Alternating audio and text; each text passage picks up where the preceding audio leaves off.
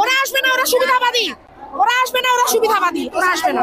কেন মনে হয়, আপনি কেন মনে করেন আসবে না? কেন সুবিধাবাদী? টাকা খাইছে আওয়ামী লীগের কাছ থেকে, হইছে? ভিতরের কথা বলে দিলাম। এখন ডিলিট করলে করেন, নাইলে র প্রচার করলে করেন।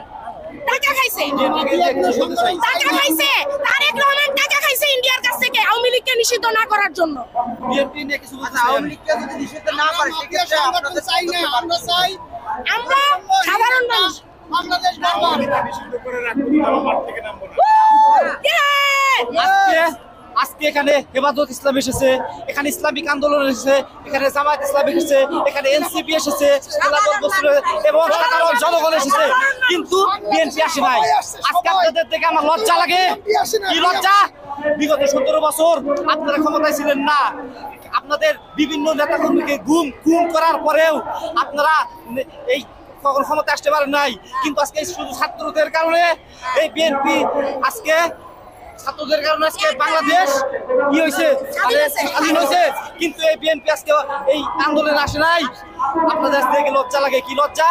কারণ আমি আজকে বলতে চাই, আপনারা চাঁদাবাজকে সমর্থন করেন।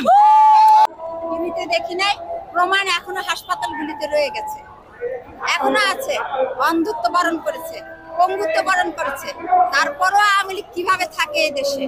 এত লুটপাট, এত ষড়যন্ত্র, শাপলা চত্বর, গুম খুন, আয়নাঘর, তারপরে কিভাবে থাকে? এখনো ভারত থেকে বিভিন্ন হুমকি দেওয়া হচ্ছে, অনায়াসে পালিয়ে যাচ্ছে আওয়ামী লীগের লোকরা, সাবেকরা। এর পিছনে অবশ্যই হাত আছে অনেকের, যারা এখন বিভিন্ন জায়গায়, সরকারি জায়গায় এখনো যারা আছে তাদের হাত। আমরা বাংলাদেশ, কিন্তু এনসিপি কে সাপোর্ট করি, এনসিপি কে সাপোর্ট করি, বাট আমরা কোনো দলের সক্রিয় সদস্য না। আমরা বাংলাদেশী, আমরা বাংলাদেশকে ভালোবেসে আসছি এবং আমরা বাংলাদেশী হওয়ার দায়িত্ব থেকে আসছি। হ্যাঁ, কারণ শেখ হাসিনা এবং শেখ হাসিনার দল এত দুর্ঘটনা ঘটানোর পর, এত হতাহত করার পর কিভাবে তারা আবার এই দেশে আসতে চায়, কিভাবে আবার ক্ষমতাকে পুনরুদ্ধার করতে চায়, কিভাবে এই দেশে গতিতে বসতে চায়, আমরা এই প্রশ্নটা দেশের বর্তমান সরকারকে জানাতে চাই যে সাহসটা আসে কোত্থেকে, এই দুঃসাহসটা তারা পায় কোত্থেকে।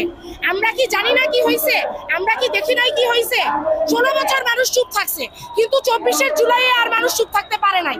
কারণ 22 দিনে 2200 লোককে মারছে, 13 দিন দেশের ইন্টারনেট সংযোগ পলক বিচ্ছিন্ন করে রাখছে। বলছি ইন্টারনেট আমরা বন্ধ করি নাই, বন্ধ হয়ে গেছে। এরপর আমরা দেখছি কি হয়েছে, মানুষগুলাকে কাঠের ভ্যান গাড়িতে করে স্তূপে দিয়া আগুন জ্বালায় দিছে। মুসলমানদের লাশ দাহ করছে। একটা মুসলমান কি তার লাশ দাহ করতে দিবে? তার বাবা দিবে তার ছেলে মেয়েকে দাহ করতে? কোন হিন্দু কি দিবে তার ছেলে মেয়েকে দাফন করতে? একটা মুসলমান যদি মৃত্যুর সময়